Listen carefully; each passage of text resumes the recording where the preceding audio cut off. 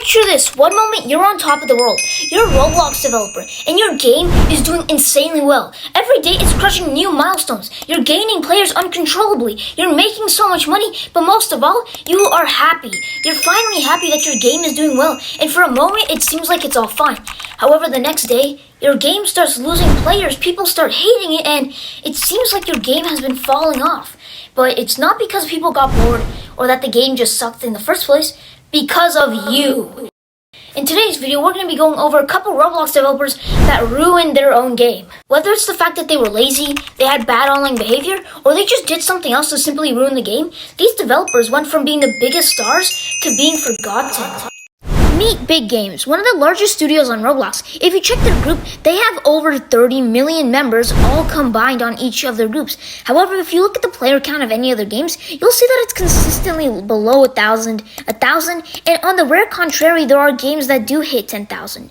However, it wasn't always this way. At one point, Big Games was one of the most popular Roblox studios, even hitting 1 million players consistently every weekend on one of their games. But how did this happen? How did Big Games go from one of the biggest Roblox studios to one of the smallest? Well, we need to go back to the start of Big Games. Now, meet Preston. He's your ordinary 9-year-old. He likes to play outside, he likes to talk to his friends, and he goes to school. He's never really played Roblox before. However, one day on 2011, on September 2nd, he decided to create a Roblox account. He called this account Build Into Games because why not? And immediately he became obsessed with the platform, playing it every single day. However, he really didn't have a passion for developing games just yet. Now, after being on the platform for many years, Preston decided it was finally time to test out the game development feature. He had never really used Roblox Studio, so it would be a new experience. However, after using it a bit, he actually came to a liking of it. He thought developing games was insanely fun. So, after about a little bit of a time learning how to make games, he finally released his first game, Giant Survival. And this game would reach millions and millions of visits, and this was very motivating for Preston. It was a pretty simple yet fun game. Unlike more of his modern games, which are simulators that rely on lots of pay-to-win mechanics and staying in the game overnight, this game was a very fun game, even being played by one of the most popular Roblox YouTubers, Dance Daily. This was truly the start of Preston's career. As Preston continued making more and more games, he realized that the simpler the game was, the more people would play. Harder games are harder for people to learn, and therefore not all people are going to want to learn how to play. However, with a simple game, they want to play. So he started working on a game that was a simulator game that had to do with pets, as no other developer had really done that yet. He decided to call his game Pet Simulator, and upon joining, you get to choose if you want a dog or a cat, and that pet, and you have to get coins. First glance, this is a simple concept that most people wouldn't want to play. However, there was something about this game that people just loved. Whether it was the dopamine effect or just the pets, it was something, and people immediately started getting addicted. This would lead to the game reaching over 50,000 players and even hitting 1 billion visits, and even winning Preston a Bloxy Award, which is a huge achievement for any developer. Now, despite all these nice positives, there were tons of cons to this game. Not only the fact that in Pet Simulator you were doing the same thing over and over again, but also it was mainly just an AFK macro game, and that would cause the game to quickly die out.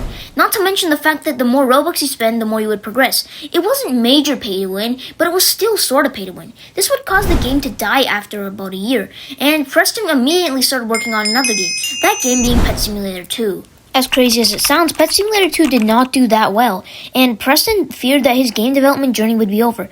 And to cope with this, he decided to start working on a new and improved version of Pet Simulator. He wanted it to look modern, cool, but most of all, addictive. Welcome to Pet Simulator X. And upon joining, this game looks modern. It's fun, and it's actually very addictive. This is because it has a dopamine effect. Basically, the sound effects, the rewards, and the constant level ups make players want to continue playing to get better. And this game quickly hit milestone after milestone.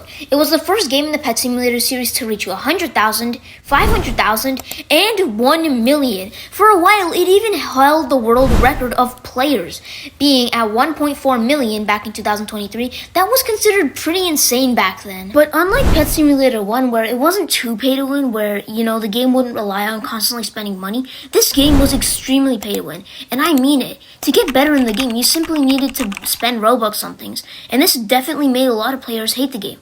Yet still, Pet Simulator X managed to pull pretty consistent numbers throughout 2021, 2022, and 2023. That was all the way up until 2023 when the game randomly started to die. It wasn't fast or it wasn't slow, it was just a slow decline. And quickly, Preston realized that this game wasn't working out. So he decided to take everything he learned from Pet Simulator X and put it into a new game. Welcome to Pet Simulator 99. Now, this was Preston's final chance at making a hit game. He knew that all the last games were addictive and popular, but he needed to make them last. So this time, the game had a massive launch, getting over 700,000 players, but he was going to make sure this game was consistent with the updates. He was going to update every week or every 2 weeks, and he was going to make the best updates he could. Now, whilst on the surface, you might think Pet Simulator was a perfect game, there were tons of flaws behind the scenes. Not only was the game extremely pay to win, having one game pass called the Huge Hunter that exceeded 3,000 Robux, which is almost 1,000 Robux more than the most expensive game pass in Pet Simulator X, but this game included tons and tons of other pay to win game passes. Well, this sounds very bad. This isn't even the worst pay to win in Pet Simulator 99, as they sold plushies for hundreds upon hundreds of dollars. And mind you, the plushies only cost $30 to $40 in value to actually produce. At one point, big games even tried selling Pet Simulator NFTs.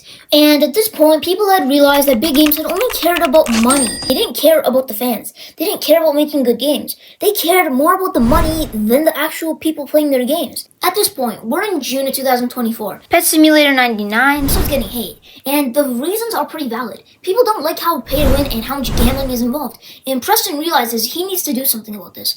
Now, he could do two things. He could remove a lot of the gambling and make this a more progression game that doesn't rely on so much gambling and spending money, or he could make a new game. Now, knowing Preston, he's obviously going to make another game, as Preston likes making new games. However, this time, rather than making another Pet Simulator game, he decided he was going to make a new form of game. He was going to take the concept of Pet Simulator, that being pets, and add it to the concept of Souls RNG, that being gambling. And combining these, you get Pets Go, which upon release, seemed like a pretty promising game. The game was stable with around 200,000 players in the first week, and it did dip down to 100,000, but that's still good. That was their best game, and it was pretty consistent over the next few months. However, in 2025, both games started losing players. Pet Simulator 99 had a very slow downfall, while Pets Go downfall was much faster, as it was more of a trend game that mainly capitalized on Souls RNG and other RNG games being popular.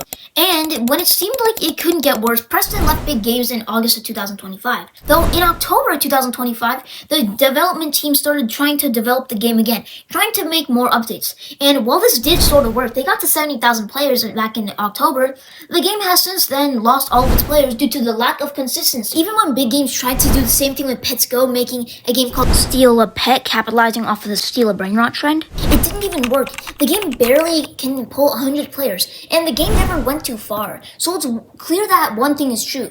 Big games might never come back. And while this is a good thing according to some people, as they are happy that gambling simulators are no longer taking over the front page, others might be sad due to the fact that they might have grown up with this game. It's genuinely insane how big games went from having almost 1.5 million players active to having less than 10,000 on some days. But this was eventually going to come, as whenever big games' games would get a couple years old, they would start to die, and repeating this trend would only make the series more and more hated. And at this point, it seems like they can never come back. Hopefully you enjoyed today's video about the rise and fall of big games. My name is Mighty. I make weekly Roblox documentaries, so make sure to like and subscribe if you enjoy my content.